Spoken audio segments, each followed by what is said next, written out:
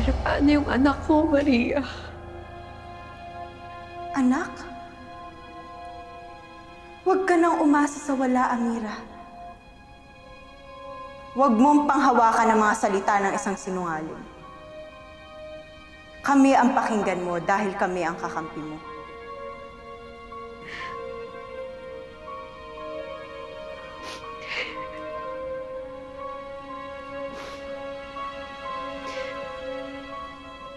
Salamat, Maria.